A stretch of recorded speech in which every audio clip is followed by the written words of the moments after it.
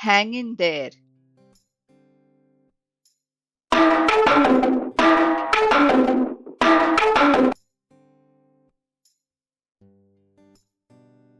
Hang in there means to stay positive, patient, and determined during a difficult or challenging situation.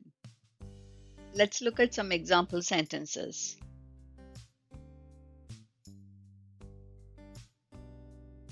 Don't give up on learning English.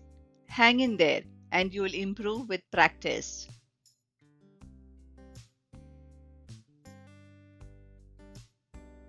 The first few weeks at a new job are always overwhelming. Just hang in there. It gets much easier once you learn the routine. Let's do an exercise to better remember the idiom. For the given sentence, replace a word or words with the idiom so that the meaning of the sentence is not changed. You have 5 seconds. Pause the video if you need more time.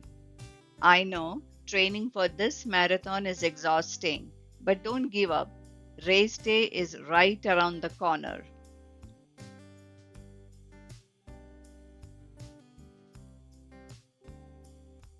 I know training for this marathon is exhausting, but hang in there. Race day is right around the corner. Now it's your turn.